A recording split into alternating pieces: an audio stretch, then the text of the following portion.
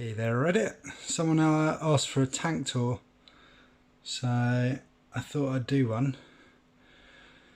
This is my 300 litre OptiWhite Aqua 1 tank. It's 120 wide by 53 tall and 55 deep, and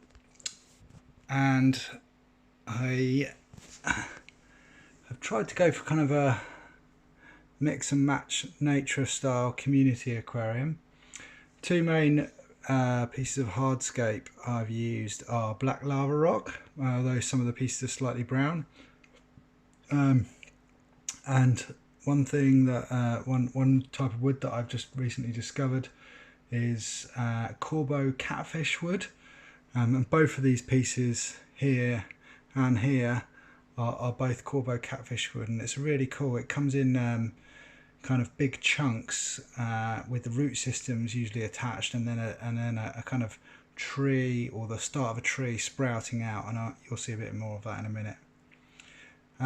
I guess I'll take you through the tank from the left to the right because that's fun. Now, I can't remember the names of all the plants, but I will show you some of my favourites and some of my favourite fish that are in it as well. So, hardware wise, I've got all glass lily pipes. I've got two filters, which I can show you those. We've got down here a Oase Biomaster 600 thermo, so I've got my heater inbuilt into the heater there. And then behind I've got a Fluval 307 that I picked up on the Amazon warehouse sale that's going on for Black Friday at the moment for very cheap. I've got about 2,000 litres per hour of turnover there, just over, so that's 8, I think it works out to 8 times turnover per hour, which is pretty good. CO2 Art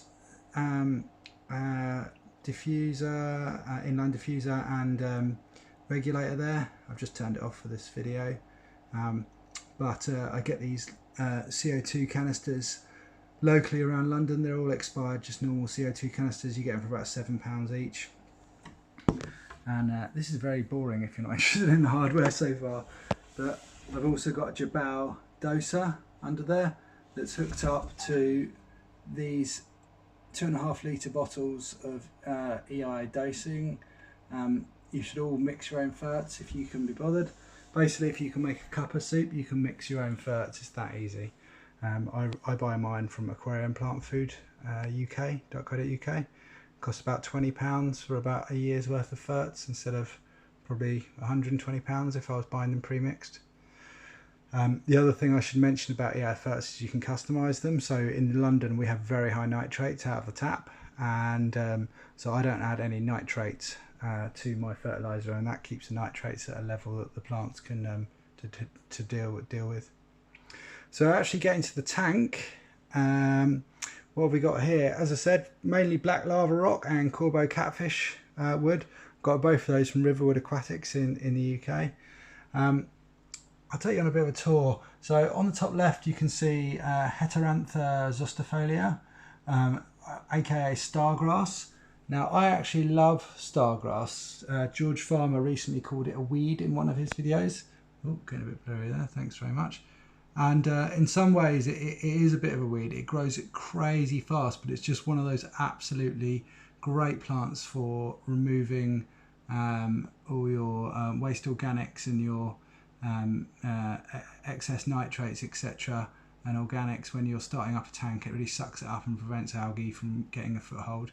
I also think that it looks nice. It looks a bit scraggly at the moment because I've just hacked it back 2 days ago, but if you keep cutting it back and replanting, you get a really nice kind of bush effect, and it's got this kind of beautiful yellowy green vibe to it, and it just grows really well. I'd really recommend it as a starter plant for newbies. So if you want to have success with your plants, it's really that's very easy to achieve success with. Just beware, you will have to trim it on the regular. Down here we've got another two of my favourite plants in the hobby, Blixia japonica, which is really cool because Tropica have just started doing that as a 1-2 grow pot. I always buy 1-2 grow where I can. You seem like you're getting a very small amount, but actually you get loads. once you give it a few weeks to grow in. You can see a nerite snail behind that. That's my preferred snail because they don't reproduce in fresh water, although they do lay little white eggs here and there. My other favourite plant, and it's looking a bit unhealthy at the moment because I transferred it from another tank and washed it with some peroxide, and some of the leaves didn't survive. But it's already sprouted these two new ones, and that is Golden Anubias. It's probably the only Anubias that I really love to grow, and again it's got a beautiful yellowy golden colour that just looks really good with particularly that little fish that went past there. That is a Sorba resplendens, by the way. It's a rummy nose rasbora. I also breed, I'm really into shrimp, and I breed my own colony of blue dreams that I sell, or the kind of blue really actually in this tank, but I've got a colony of more shrimp that are far closer to blue dreams in another that I'm breeding out at the moment. But I think they're just amazing for taking care of your tank, cleaning up any food that's left over, and just turning over the top layer of soil all the time. There we go. Moving on. I've tried to create a bit of depth, a bit of darkness in the tank here, as you can see. So I've created a kind of cave system. Everything looks very yellow. Let's let's go back to normal width. Sorry about that. There we go. Oh no, cripes alive. Okay, well, let's just leave it there. Yeah, I created a cave. The Apistogrammers love a cave, so I kind of created that for them, and also it kind of gives a bit of a moody look to the tank. And then on top of this big Corbo catfish root here, I've got Bulbitis, two types of Bulbitis, Hoidoluti and another one, I don't know the pronunciations, and Hygrophila pinnatifida growing out the top, and when that's mature I just think that will look really cool. And the Hygrophila will grow immersed. It already is actually sprouting over the top of the water. I'm going to trim it down so it gets a more kind of bushy and less sticky effect to it. But eventually that'll be almost like kind of the tree kind of sprouting again, and kind of coming back alive. And the Hygrophila is doing really well. It's already branching off there. You can see at the front. You'll probably notice bits of moss here and there. So I'm a massive fan of Fissenden spontaneus. So I've got quite a lot of that. And it's all over actually this rock here, but I need to trim it because it's got kind of fluffy. I've actually got another tank with shrimp in where I propagate Fissendens to use in my bigger tanks.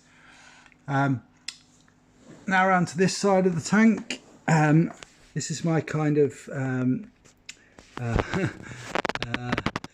it's my Bucephalandra Kedagang garden, as it were.